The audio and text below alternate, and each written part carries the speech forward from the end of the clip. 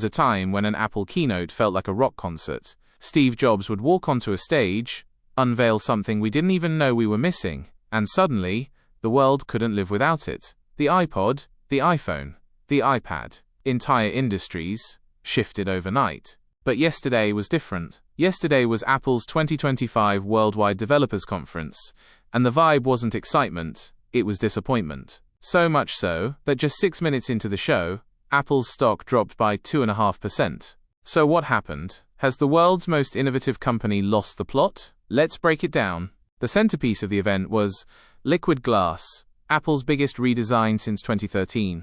Apple described it as an entirely new expressive material, with the optical qualities of glass and a fluidity that only they could achieve. And to be fair, it looks sleek. The new user interface is transparent, it dynamically reacts to motion and light, and it looks like the future. But here's the problem. In the age of generative intelligence, a slick new transparent UI feels like a cheap party trick. And it wasn't just us consumers who felt that way.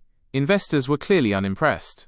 To understand the disappointment, we need to rewind 1 year. In 2024, Apple announced its grand AI vision, called Apple Intelligence. Wall Street went crazy. Apple's value spiked by $200 billion.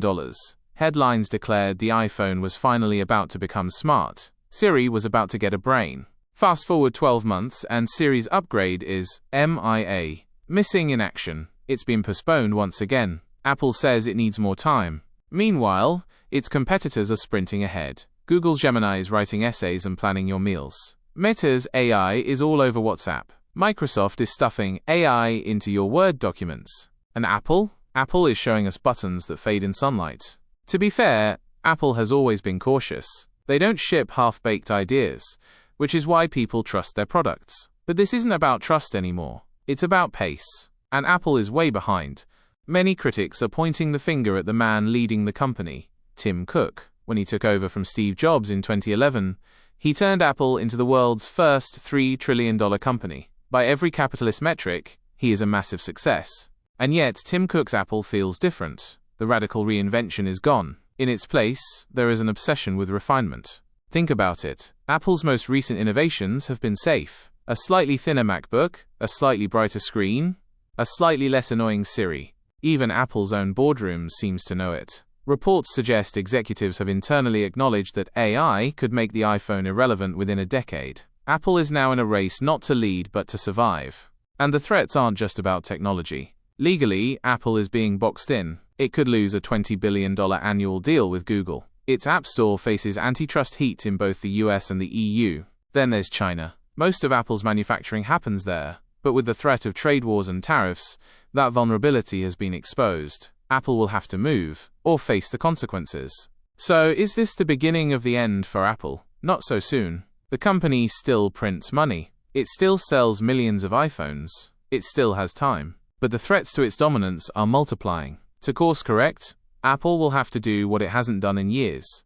It will have to take risks. It needs to tear down its walled garden, rethink its privacy pitch, and embrace third-party AI models. License Gemini, partner with OpenAI, let Siri talk to other brains. Because here's the truth.